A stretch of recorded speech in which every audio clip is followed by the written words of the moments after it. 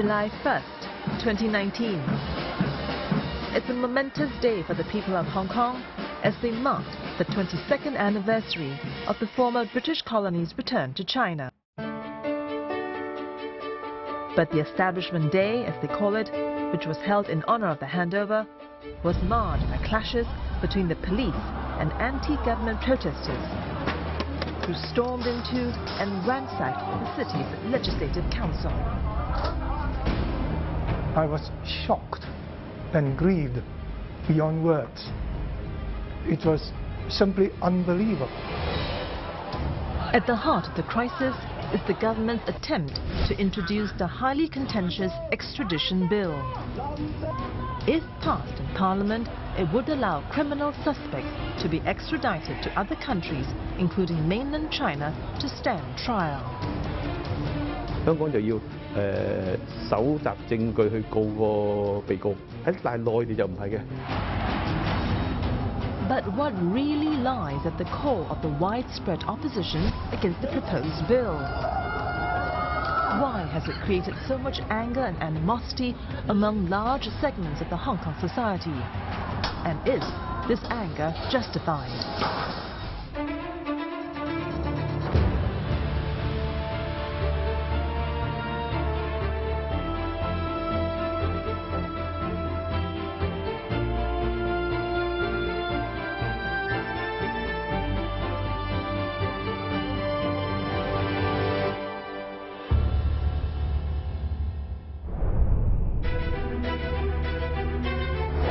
Hong Kong, one of Asia's top financial centers, has been a city on edge for the past weeks. Unhappiness has been brewing since March 2019, when the chief executive, Mrs. Carrie Lam, proposed to amend an extradition bill. It gained momentum following the gruesome murder of a pregnant girl by her boyfriend during a trip in Taiwan last year. The suspect, a Hong Kong resident, admitted to the crime after returning home. He, however, could not be extradited to the island to face trial because of the absence of a formal extradition agreement between Hong Kong and Taiwan. Currently, Hong Kong has extradition treaties with 20 countries.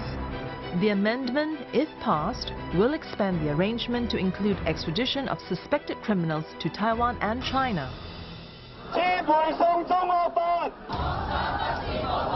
The move has triggered widespread protests in Hong Kong, prompted by concerns that it would expose residents in the city to China's legal system, which they believe is deeply flawed.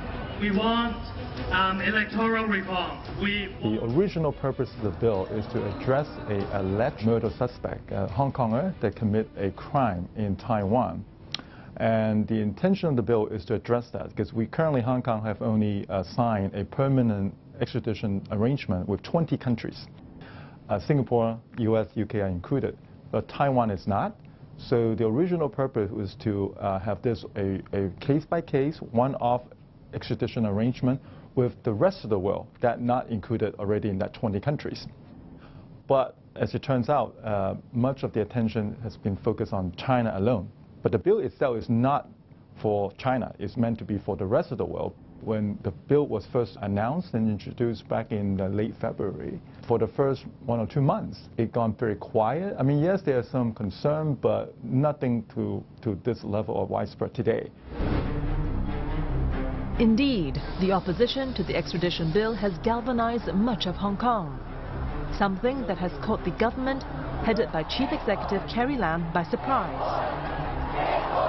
It was the most unified protest march in the city in more than a decade. Some 2 million protesters took to the streets on June 16, calling on Mrs. Carrie Lam to withdraw the bill. This protest was on the back of an earlier protest on June 9th, when an unprecedented 1 million people marched on to put pressure on the government to comply with their demand. Violent clashes between the police and anti-government protesters eventually broke out. The police responded by firing tear gas and rubber bullets to disperse the crowd. At least 80 people were hurt. I saw the anger of the young people. And this is absolutely unprecedented.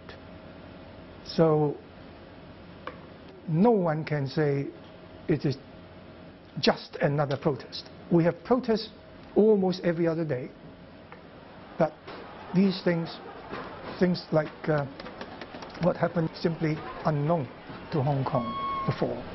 I've never seen so many people in my life. The turnout was beyond everyone's imagination. But also, Hong Kong people has never been as united, as determined to stop this bill from going ahead. Demonstrations are not unusual in Hong Kong. In fact, Hong Kongers tell me the right to protest is a cherished way of life.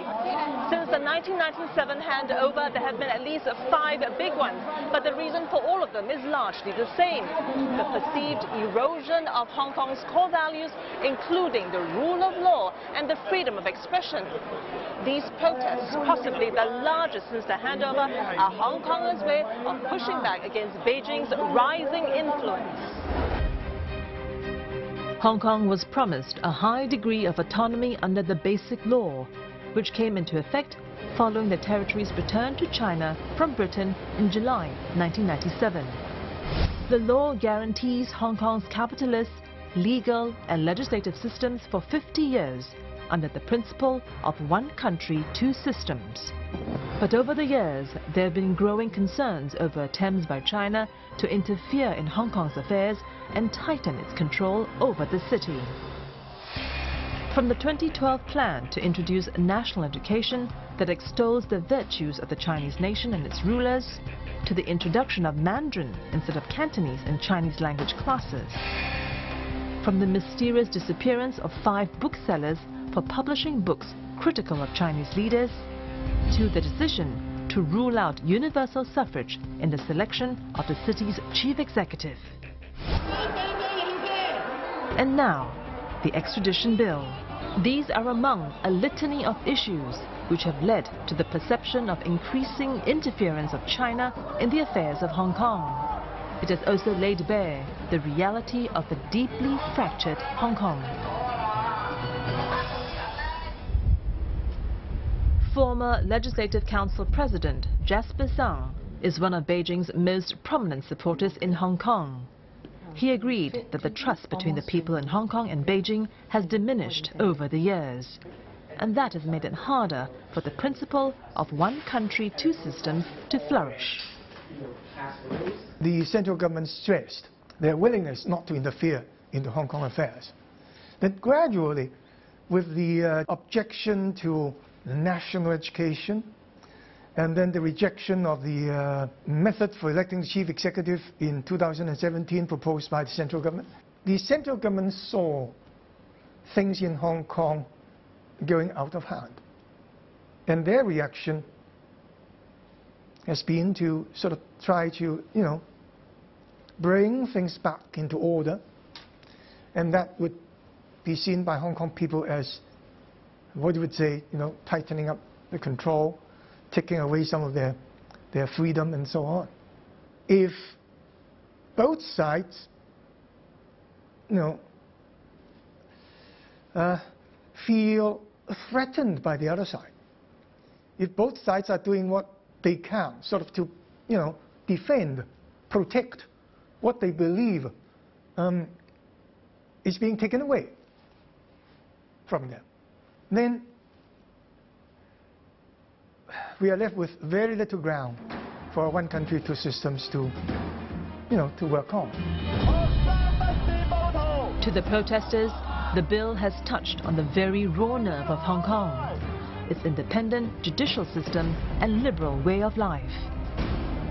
Many fear that the bill will be used to send dissidents to face trial in mainland China and subjected to the Chinese judicial system.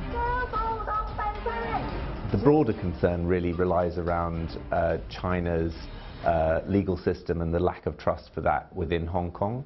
And there is a feeling that this bill really opens a way for Hong Kong people to be extradited to China to face justice under that legal system. And there is very little trust in the government to implement that safely.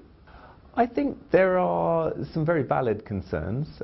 We do know that, for example, business people who have disputes within China are frequently embroiled in legal cases.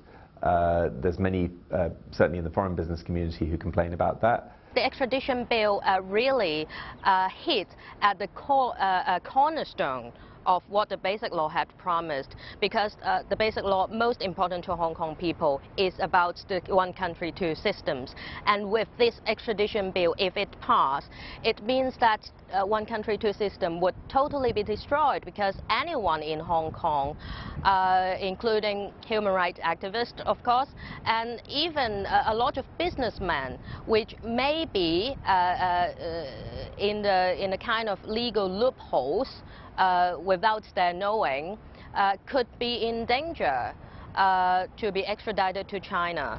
So what's next for your... Meeting and speaking to Bonnie Leong for the first time, it would be difficult to guess this is the same lady who's behind the biggest protest that Hong Kong has ever witnessed. The mild-mannered and soft-spoken 30-year-old is the convener of the political party Civil Human Rights Front, which organized the 1 million and 2 million protests on June 9th and June 16th, respectively. I asked Bonnie what motivated her to rally the people to oppose the bill. This is very personal, and also Hong Kong is my home. I do not want to see Hong Kong would become a place without rule of law, without freedom, without human rights.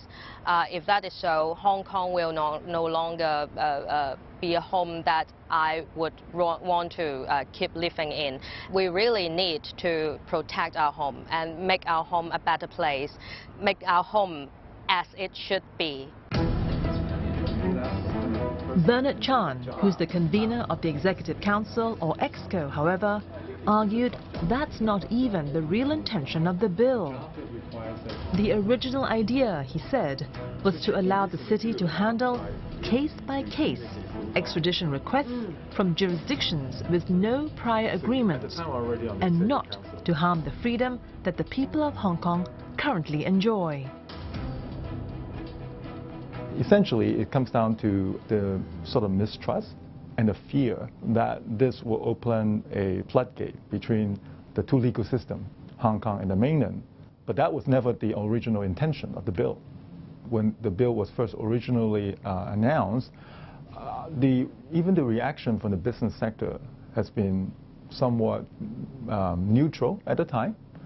But then again, you know, after a month or two, things are start to gone very wrong. I mean, so there are a lot of concern from the business sector, especially, you know, a lot of Hong Kong manufacturers have their factories in China, so they were concerned about whether some of their past practices could be even like, you know, what if it's like a tax this bill? Would this issue be also be exposed themselves to this extradition, which is completely actually unrelated? But that's precisely the concern of 60-year-old Simon Shi. The businessman, who has business interests in China, for one, doesn't have a strong faith or trust in the Chinese legal system. He's concerned that once the legislation becomes law, it would be very difficult for him to operate his business in China. 其實我哋入邊咧都有千幾個會員，咁咧就大家都有傾偈呢個條例。咁啊，大家都有擔心咧，就話喺香港而家好容易咧，就我哋做大陸嘅生意咧，來往往咧就好容易踩到呢個陷阱，呢個地雷。擔心我哋會有機會可能犯咗呢個逃犯條例嘅法例，而影響咗個生意。咁保持原有嘅法律制度咧，呢樣嘢咧，而家呢條逃犯條例一出嚟嘅時間咧，保持原有個法律制度咧就會變咗啦。咁喺大陸犯法咧，嗰個檢控咧就嗰個程序比較簡單嘅，佢嘅法律基礎同香港係唔同。香港就要搜集證據去告個被告，咁咧揾唔到證據告個被告咧，個利益就歸被告嘅。但係內地就唔係嘅。That perception has contributed to the growing opposition among segments of the Hong Kong population to the bill. The protesters are demanding that the bill be withdrawn completely. But will the government cave in to their demands? Here's the government headquarters, the seat of power in Hong Kong. Under Mrs. Carrie Lam's watch, Hong Kong has seen the largest demonstration since the handover, and her approval ratings has plummeted the lowest amongst Hong Kong's 4 chief executives. How can the broken trust between the government and the people of Hong Kong be repaired?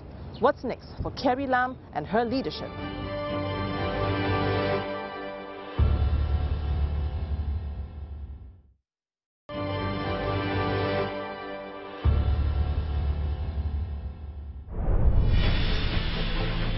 "22 years have passed since Hong Kong's sovereignty was transferred from Britain to China in July 1997.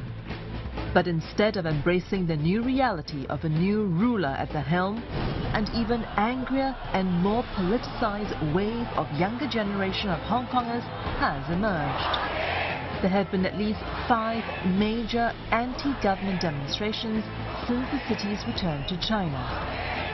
All of them united by a common goal: resisting what they perceive as an increasing Chinese influence and interference into Hong Kong's affairs. Since the territory's handover, they've been fighting to preserve their freedom and personal liberties, as spelt out in the Basic Law. And any attempt by the government to alter their way of life will be viewed with suspicion. I think the commonality is really a mistrust of the local government to represent the people of Hong Kong and their interests when they're in a discussion with China, and also a mistrust about the relationship with China itself. There is this feeling that mainland China is forcing change on Hong Kong that the territory doesn't want. So I think that's been a common theme running through, and the idea that the political system in Hong Kong, particularly the legislature, doesn't really represent the interests of the public on the ground. So people rely on the street to impose pressure on the local leadership. In 2003, the city's first chief executive, Tung Chee-hwa, tried to pass Article 23, a national security law that criminalizes treason and sedition against the Chinese Communist Party. After a peaceful march of 500,000 people, the proposal was shelved indefinitely.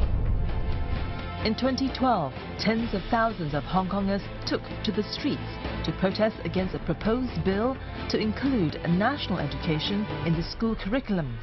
The people saw it as an attempt to brainwash Hong Kongers. The government under Chief Executive C.Y. Leung later backed down and gave the discretion to all schools on whether to implement the curriculum. The umbrella movement, or Occupy Central, in 2014 almost brought the city to a standstill. The 79-day peaceful sit-in demanded universal suffrage, the right to choose their own leader, instead of limiting it to a list of candidates pre-approved by Beijing. Protests ended without any concessions from the central government. In 2019, history has been written yet again, not once, but twice, within just 2 weeks, as anger mounted over the proposed introduction of the extradition bill. We have 1 million people going to the street and then 2 million people going to the street. And so in June 4th of 1988, the scale is only about 1 million people. I think this is the biggest political crisis since the handover. In spite of all the opposition to the bill, the reality is Hong Kong has traditionally served as a sanctuary for political dissidents. Dr. Sun Yat-sen, the father of the 1911 Chinese Revolution, fled to Hong Kong to avoid arrest by the Qing dynasty government. In 1949, Hong Kong became the refuge for mainland Chinese who escaped from the new Communist Party of China. Hong Kong has also for years gained the reputation as a safe haven for dissidents and corrupt officials fleeing the mainland. This extradition bill is intended to plug the loophole. But the deep mistrust that has developed between the protesters and China over the years has made it harder for the legislation to see the light of day. Obviously, the Hong Kong society doesn't trust the central government anymore. I think the level of trust was much higher in 20 years ago at the time of the handover. I think the level of trust has clearly deteriorated over the years. Chief executives like C.Y. Leung and Carrie Lam have contributed to that. But I think the main driver of that degradation of the level of trust has been Beijing.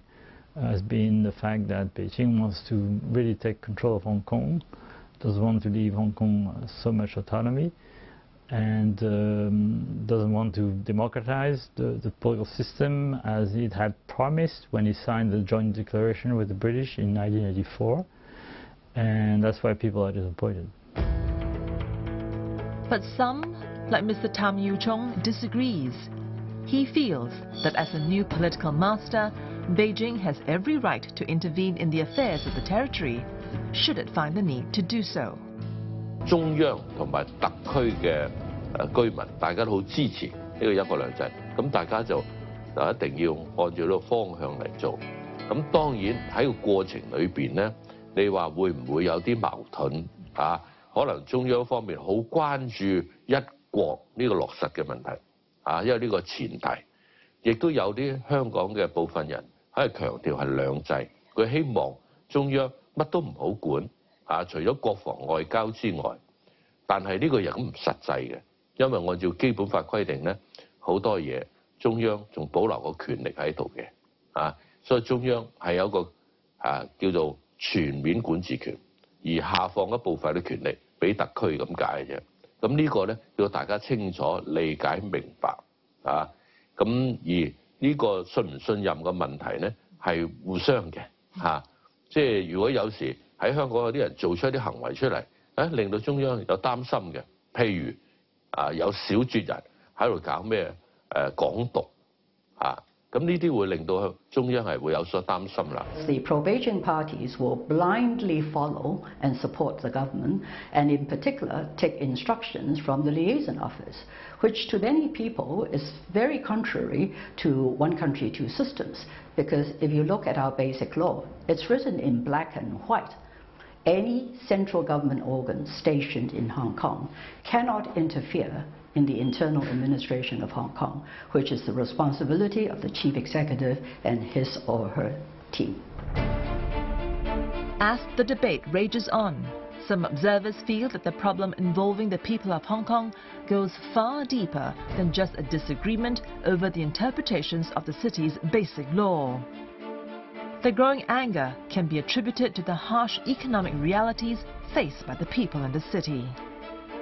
Skyrocketing property prices, the widening income gap between the haves and the have-nots, and the growing uncertainty over Hong Kong's political future have all contributed to a sense of hopelessness and disillusionment, especially among the young. I think it has evolved over time. I think part of it is the ongoing economic challenges, especially facing the younger population. You know, many of them, a few years into the job market, they don't really see how they can afford housing. And meanwhile, you know, income growth is relatively slow. And this is a phenomenon that we've seen across many more developed Asian economies in this part of the world as well. I think secondly, I think you've also seen various legislations or legal challenges that came through. I think people, again, feel that the potential for universal suffrage is still a long way away. And many of the legislators may not be able to fully represent what they believe in or their value. So I think, again, these issues are embedded in a society right now, and that's creating more tension within Hong Kong. If anything, the extradition bill has been used as a cannon fodder to attack the government and vent their anger at Beijing's tightening grip on the city. Only one single piece of legislation could not have provoked such an immense degree of anger among the people, especially among the young people. So I think many things happening in the last few years, or perhaps even in a longer period in the past, have sort of contributed to this building up of dissatisfaction, suspicion, anger, mistrust among some people in Hong Kong, especially the younger generation. Bridging the gulf of distrust between the people and the government lies squarely in the hands of the Chief Executive, Mrs. Carrie Lam. But there's an old adage that says one man or woman cannot serve two masters. Balancing this dual role of fulfilling the duties to the people of Hong Kong and being answerable to the central government is a constant challenge facing Mrs. Lam. Will her attempt to introduce the extradition bill prove to be her own undoing? Can she afford to claim the moral high ground and pull the deeply fractured society together? Or will it set the stage for her imminent departure from politics?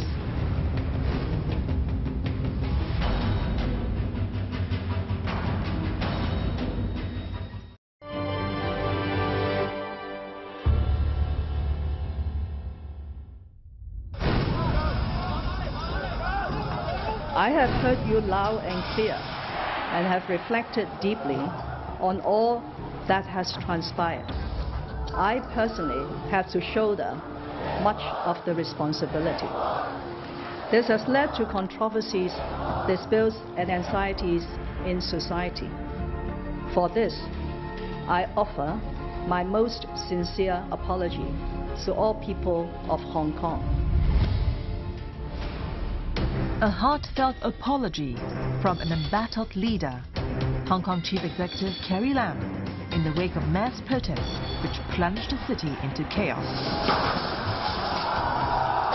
Yet, in spite of two televised apologies, coupled with a declaration that the controversial extradition bill is effectively dead, it has failed to placate the protesters.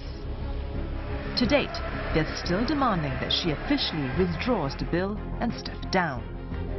But these are demands which she's not prepared to consider at this point in time. Effectively, the bill is dead, right? So it's no different from being retracted. The one reason why we're not calling it a retraction is that I suppose the bill itself has some merit. The bill itself was not a bad intent. So there are supporters of this bill as well. So I suppose by retracting it, it's almost maybe give the impression that something has gone wrong with the bill, right? So I think maybe perhaps that's the reason why we're not calling it a complete retraction, but it's a suspension. Others, like Legislative Council member Dennis Kwok, however, has a different view. He feels that Carrie Lam is not willing to withdraw the bill so as not to lose face. I think it's to do with face. She doesn't want to appear to cave into the demands of the Hong Kong people. But I think after 2 million people taking to the streets, I think she has dealt a terrible blow to her credibility, to her ability to govern. And this is purely her own misreading and complete, I think, a misjudgment of the Hong Kong people. And she has to pay the price.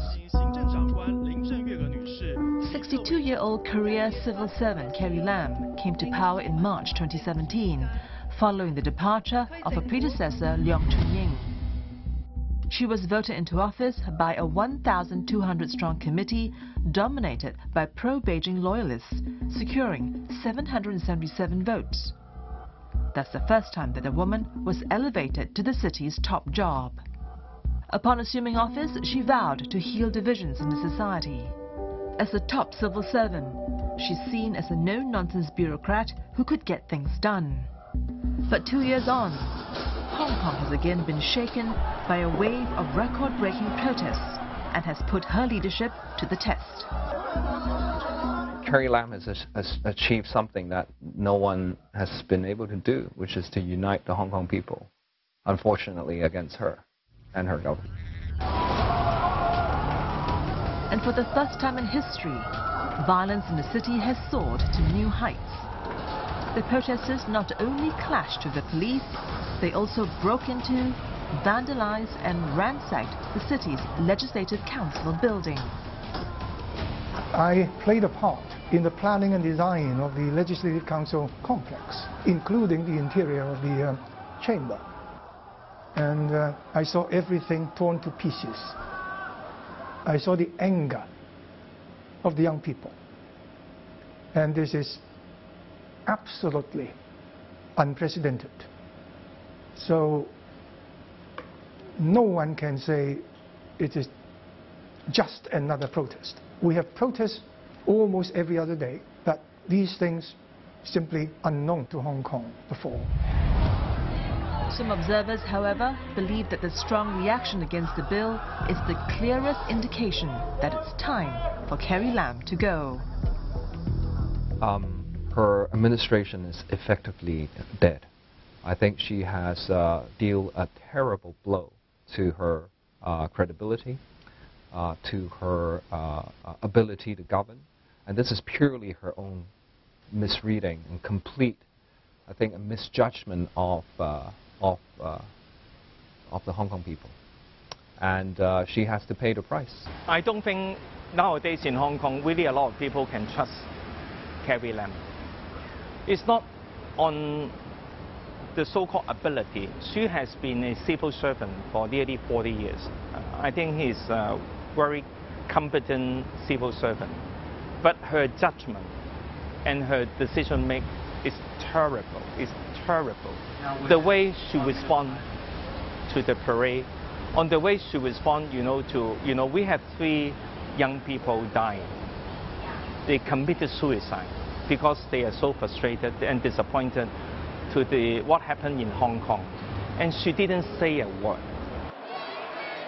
While there are those who are calling for her immediate removal over the handling of the bill, others insist that she should fight on and stay the course. The pro-establishment has its supporters. Public anger has been rising over alleged police brutality over its recent handling of the protests. These people here are supporting police action and by proxy supporting the government. Chief Executive Carrie Lam have openly admitted that the whole arrangement was done properly, and he apologized for that. And I certainly hope that the Hong Kong people can give her a chance again, because up until most recently she had done quite a lot for 2 years, and she still have a lot of plans in mind, especially many of those are dealing with the daily lives of Hong Kong people. It would take time for her and her administration to prove to the people that she has the ability to do so, and we need it. But it's painful, it would take time, but I have confidence that she can do it. For a couple of years, her administration had been doing very well. She obviously concentrated her efforts and the efforts of the government on tackling economic livelihood problems, and the government did sort of achieve a number of goals, and everything seemed to be going smoothly. Let me put it this way, I cannot see anyone else who can do the job better than Carrie. But what about Beijing's reaction to the entire episode? It has voiced support for the Hong Kong government and called on all foreign governments not to interfere into its internal affairs. It has, however, decided against taking any firm action to intervene and put an end to what it described as a direct challenge to its authority. We know that at this moment the international environment is quite hostile to China, and so Xi Jinping has to face the Sino-American trade war, and he also had to attend the G20 summit. Of course, he has to get the international sympathy in the process in order to gain, in order not to lose the moral high ground. And so if there is a serious confrontation in Hong Kong and even bringing political violence in some form, it would make him more difficult in such an international environment. And so eventually, out of the expectation of many people, the Hong Kong government eventually compromised in this process. I think it comes as a surprise to many people. I think Beijing is adamant in its discourse, in its propaganda. On the ground, it is much more cautious because it knows that the stakes are pretty high as far as Hong Kong is concerned. Again, Beijing can put an end to Hong Kong overnight, but the cost would be unbearable, or at least too high, and not worth. And the risks are not worth taking because actually China and the central government have demonstrated they have other means to keep control over Hong Kong.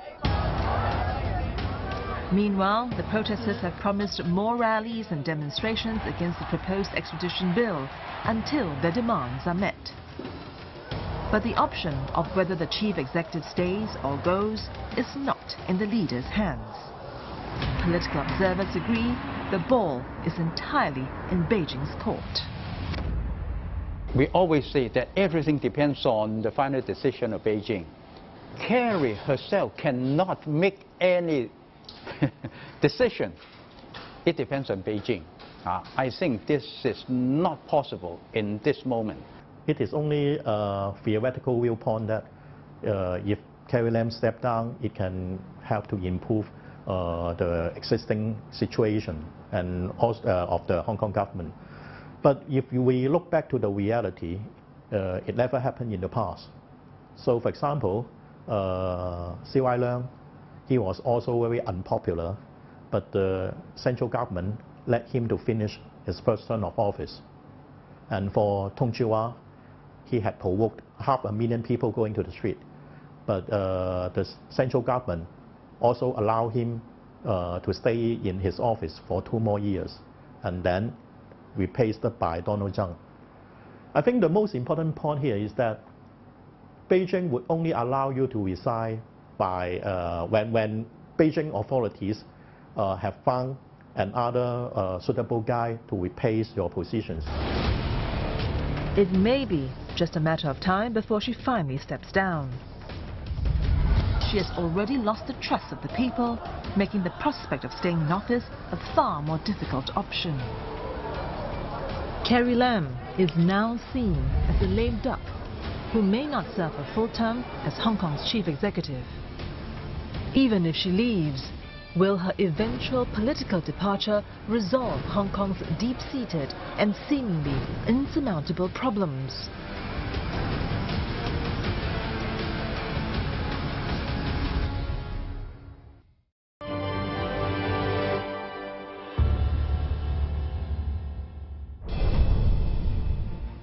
The return of Hong Kong to China on July 1st, 1997 was an immensely proud moment for China. With its image of a progressive, modern and prosperous city, Hong Kong was seen as a vibrant crossroad of East and West, one that could offer the way forward for China, or how it might become one day. But 22 years on, that perception appears to be fading fast. Today, Beijing does not rely on the special administrative region as much as it did. Chinese cities like Shanghai and Shenzhen have all surpassed Hong Kong in terms of its economic importance. Last year, Shenzhen's GDP alone surpassed that of Hong Kong. In other words, Hong Kong today faces a much stiffer competition from other cities in China that boast greater resources, a wealth of talent and powerful ambitions. I think within the sort of Chinese context, the fact that Hong Kong is now a lot less important in terms of its economic size relative to the rest of China is much smaller than it was at the handover. The importance that the Chinese government places on foreign international opinion has also diminished. So prior to, for example, the Olympics, I think China was a lot more careful about doing things that might sully its international reputation. So in more recent years, China's been willing to kind of take the pushback from countries like the US and the UK on Hong Kong because it feels stronger and more powerful in its own right. You can look in Shenzhen. You know, me growing up, Shenzhen is only a fishing village. Today, they are the Silicon Valley of China. You know, so I have to admit that even I didn't pay much attention to Shenzhen for all these years until almost just 10 years ago. You know, and it came from nowhere. And then also now I realize Shenzhen have a GDP just as big as Hong Kong, if not bigger. You know, it caught me by surprise. You know, I never even paid attention to Shenzhen, and all of a sudden they're right here next to me. You know, so if we don't start to pay attention and care about what's happening in China, then we will easily be made irrelevant. While other Chinese cities are growing at breakneck speed, Hong Kong has been mired by never-ending disputes between Beijing-backed government and the pro-democracy activists. They see any attempt at speeding up Hong Kong's integration with China as an interference into their internal affairs. It's fueled by their growing fears about the erosion of civil liberties and freedom that sets this former British colony apart from the rest of China. And this yawning gap between Beijing and Hong Kong looks to widen in the years to come, despite the influx of Chinese from the mainland into the tiny city. Beijing expectation was that, you know, after 20 years, 30 years, maybe because of the sheer number of mainland Chinese settling down here, the mindset is going to change. Well, the result has been, in Beijing's point of view, pretty disappointing, because what has happened actually is that most mainland Chinese people moving to Hong Kong have become Hong Kongese in a way. They've started to also identify with Hong Kong values. So there's not only pick up Cantonese because they want to be part of the community here, but also adopt many of the political values which most Hong Kong people cherish. We have almost gone to the middle of the 50 years promise.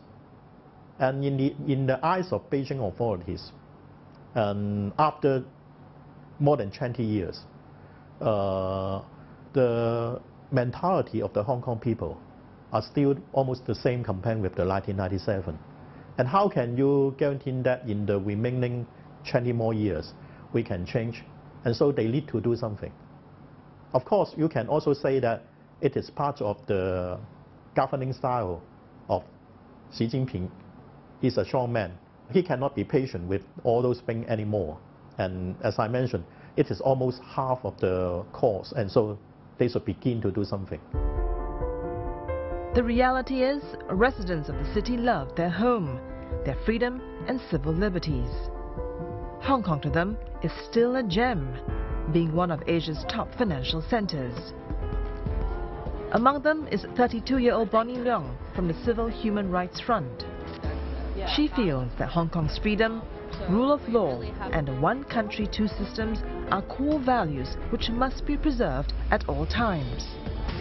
We really want to keep this, and as we've shown to the world that we are prepared to sacrifice a lot to fight to protect all these values. If we can have true democracy, we can have one man, one vote for chief executive and for all of the legislative council members. If we can establish this system before 2047, as soon as possible, of course, the sooner the better. And if we can build up this system, we can be a showcase for China, and we can be an influence to China to modernize their political system. That is a lot of Hong Kong people would hope to achieve. I think Hong Kong, what has happened in the last 20 years, it's clearly a consolidation of Hong Kong cultural and to some degree political identity, you know, with the liberal values in which they believe, the use of Cantonese as opposed to Mandarin, and also the localist movement, which has sort of been the manifestation of that fear to become just another Chinese city. So a lot of people want to protect Hong Kong the way it is. So some people are going to leave, but most young people, I think, are going to stay and try to fight for Hong Kong. That's my prediction for the future. But in spite of idealism and courage, it's too early to tell if Beijing will simply buckle under pressure and cave in to their demands. If anything, the fate of Hong Kong may have already been decided. And come 2047, one country, two systems, formulated by China's former leader Deng Xiaoping, will come to an end. So is this act of defiance nothing more than a futile effort? There's no question that Hong Kong is part of China. And there is no expiry date on our mini constitution, the basic law. It doesn't say that by 2047 it would expire. So what will happen post 2047 is obviously a question that we need to address. But I think it is too early to say that, everything will be gone by 2047. No one can predict that far out, especially given the current geopolitical situation. No one can predict things 5 years down the line. So I think let's not jump ahead of ourselves and predict what will happen in 2047 and consider everything will be futile.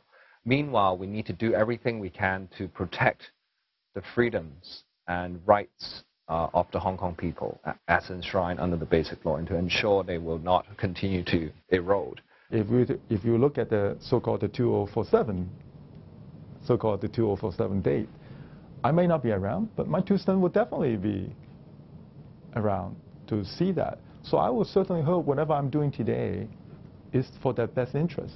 Now, of course, and that sometimes is where we differ. Like, well, what is best interest for Hong Kong?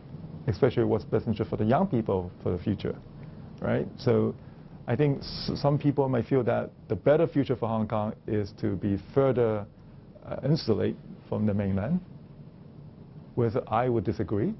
I would agree that Hong Kong's future is very much China's future. So we should definitely try to be more understanding to what's happening to China. But I certainly understand there are groups out there who say, well, we prefer not.